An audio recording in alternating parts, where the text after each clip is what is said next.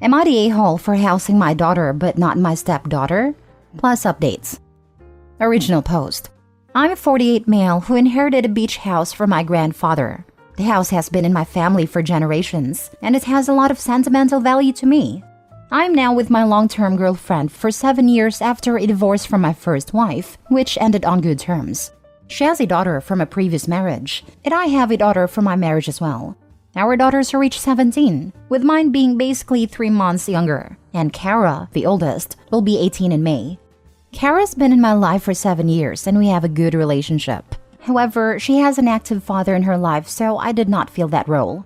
I was in her life 50% of the time, so I have no doubt I played a large role in her life. But I wouldn't say father, but others do say a non-legal stepfather. I have my daughter Emmy half the time as well, aside from summers, where I had her more due to my and my ex's lifestyle. With that said, my ex and I have a good relationship, as does our daughter with all of us. Kara and Emmy have gotten along, and they are friendly. They have made plans independent of myself and my girlfriend, but they don't consider themselves sister or best friends.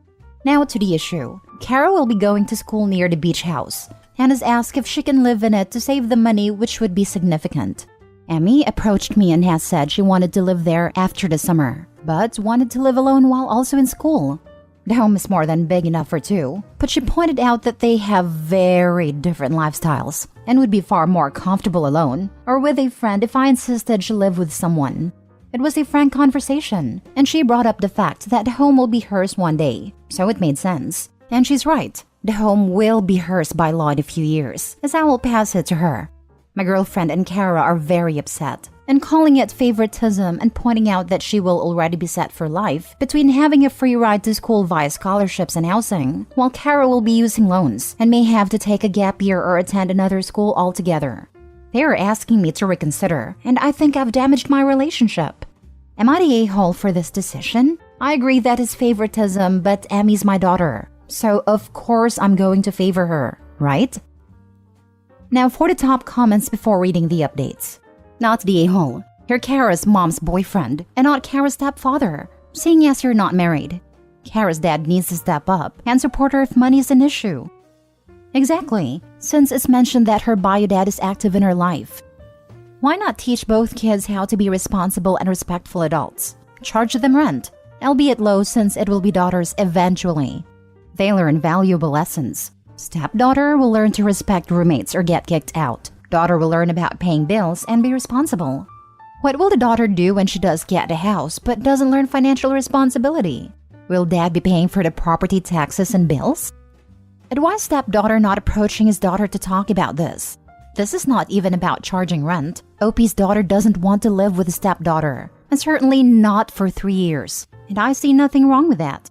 Why isn't stepdaughter and girlfriend talking to his daughter? Maybe addressing any concerns she may have. Instead, they're going to her dad and asking him to force her to live with a stepdaughter? Not the a-hole. Here's why. Your daughter is a non-party kid. Stepdaughter is a party kid. You own a property, and who in their right mind would let a party kid live in a home way far away who won't be monitored? Drunk kids destroy property all the time, and it's you who will have to fix it. An apartment or anything else means the legal side if you messed it up, or you have to leave for destruction or noise issues are cut and dried, whereas with you, even with side stuff, means a longer, harder road. Also, having a party kid with non-party kid who is focused on school means the one with scholarships has to try and deal with keeping grades up and all extra commotion in-house. To me, it's not about your kid versus stepdaughter. It's about keeping property as is and not having the issues of destruction or other child from losing scholarships. Not only do drunk kids destroy property, they can result in legal issues, and legal issues can be huge. I agree. And in addition to property damage, what would happen to OP if party girl or her guests were injured on the property? And OP's daughter earned her scholarships, so they are not a free ride.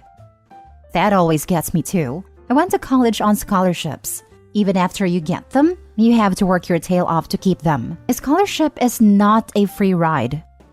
Not the a-hole. For 7 years, your daughter has been pleasant and friendly towards 2 people you brought into her life. Now, she is moving into the next phase of her life, and she would like less contact with them. That seems entirely reasonable. To force her into living with your girlfriend's daughter, especially when there's a lifestyle incompatibility, seems unfair and graceless. You and your girlfriend should be grateful your daughter has made things so easy in terms of the overlapping of your lives. It's absolutely not favoritism, which is an absolutely wild thing to say when Kara also has a living, breathing father with 50% custody. Now for the first update. I spoke to Emmy and her mom and let them know where I stood, and that was beside Emmy. But I also felt that Kara and her mom deserved a genuine conversation. The conversation was this past Friday. The talk started out okay. Obviously, there were some emotions, but I started the conversation with telling everyone there would be no yelling and tears would not be used to influence anyone. After it was all said, and we began, I just proposed the situation as, this is a second home that I own fully and outright. It will be Emmy's fully legally and in name in a few years. But as of today, it is mine. However, like the house, Emmy is mine and my responsibility. No one but us is entitled to it. And make no mistake, Emmy is indeed entitled to it. It may not be fair in your eyes, but it is what it is. Emmy, I can see why they may think it's selfish as the house can accommodate you both, but I will support whatever you want to do. This is not a discussion to change your mind, but to better understand it. It started pretty bluntly, from Kara and her mom saying they didn't understand why she didn't want her to live there as this would dictate a huge part of her future. The answer was half expected, and the other half hard for everyone to swallow. Emmy said she didn't trust Kara to actually focus on school and not make the home into a party house. She point-blank asked Kara if she could actually accept not having guests over. And Kara said something like, a few people 2 or 3 days a week wouldn't be a problem, when the answer should have been yes. Emmy said she wouldn't feel safe with her bringing over strange men whenever she wanted, and her dad would want to visit and she doesn't trust him at all. She said school was her main focus, and staying safe would be a worry if Kara was there. Kara and her mom got defensive, but I told them it didn't matter. She can't say she won't bring people over. Tells me all I need to know, and my daughter's safety is paramount, and Kara's focuses were blurred. Socializing is fine, but perhaps I was wrong and it had gotten out of hand. And I told my girlfriend that as her mother, she would have to address that, and that whatever the plan would be for Kara's schooling had she not ever met me, would have to be her course of action. As for Emmy, after the conversation, I told her she would have a roommate, as I felt it was important. She was okay with that, and asked if she could ask a friend. I told her yes, so all is good there. As everyone guessed, girlfriend is now ex-girlfriend. She asked me to stay somewhere else for a week, while she found somewhere to stay. But I reminded her that this was also my house, and she was free to leave whenever. She ended up going to stay with a coworker, but something happened and she asked to come back, but I told her it wouldn't be wise. That's the update. Daughter is happy and I'm better than I thought I would be. Today's a new day. Next we'll figure it out, and Kara has time to learn and grow.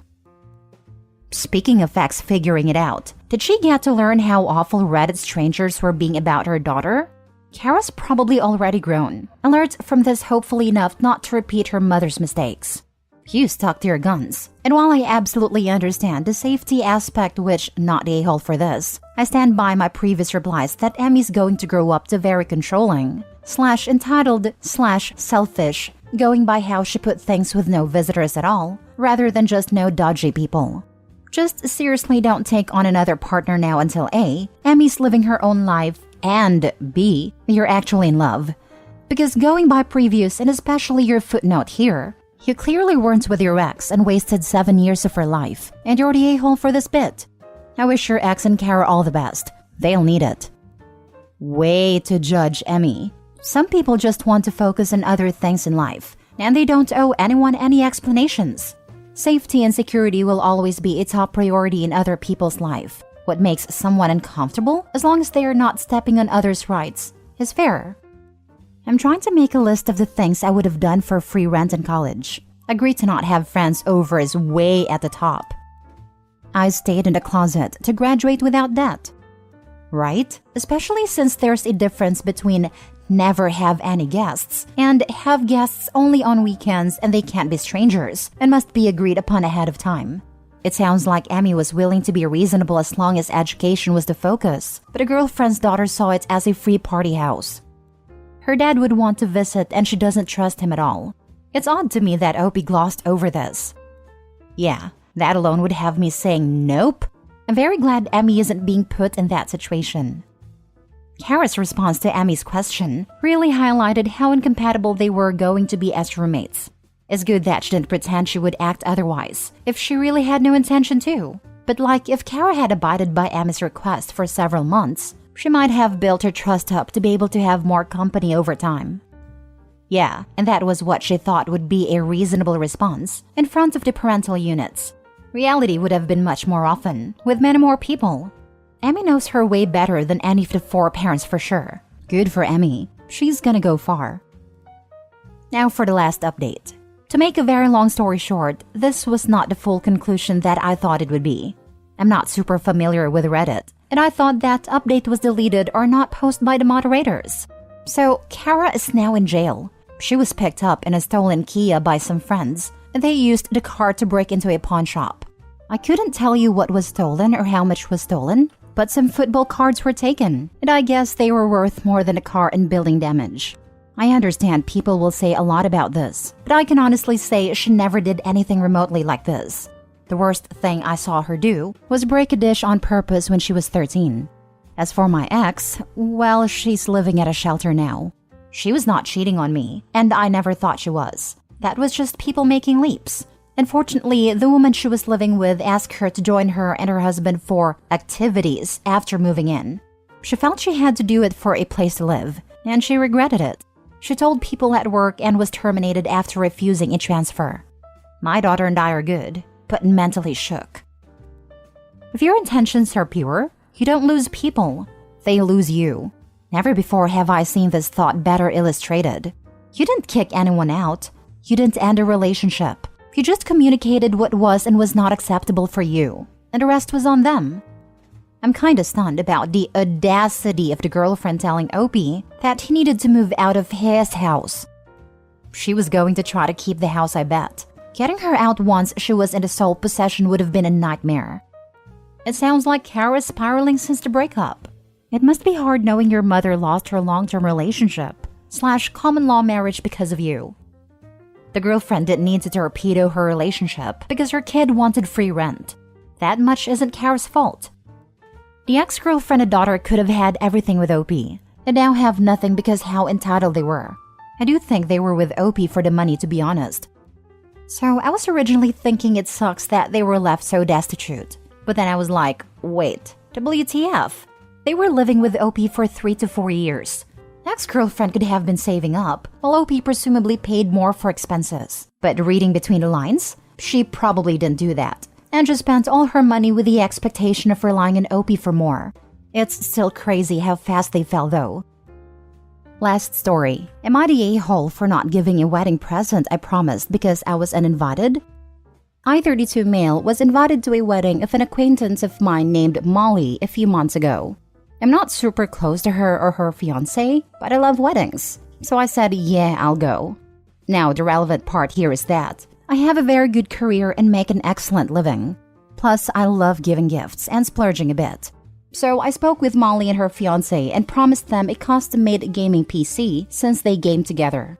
They were very happy and thanked me a lot. The price of the PC would come out to be a little over $1,500, not counting the monitor I was willing to throw in.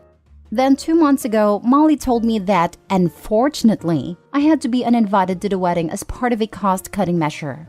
She apologized, but assured me it was only because of cost. I was upset, but let it go. Then I found out a week or so later from a mutual acquaintance that was still going, that Molly told her she had to cut people because she needed the invites for some of the groom's family who decided to come. I was angry, so I decided not to give Molly the PC I promised. Molly's wedding happened 2 weeks ago, and from what I can tell, it was a nice ceremony. Afterward, she actually texted me, asking if we can talk about when the PC would arrive. I asked if we could call. She said yes, and I told her that since I didn't go to the wedding, that I wasn't going to get her a gift. We had a long argument, where she said I was being petty, and that I was holding it against her that I couldn't come, and that I made a promise. I didn't tell her what I knew because I wanted to protect the person who told me. She called me a petty a-hole and complained to our friend group.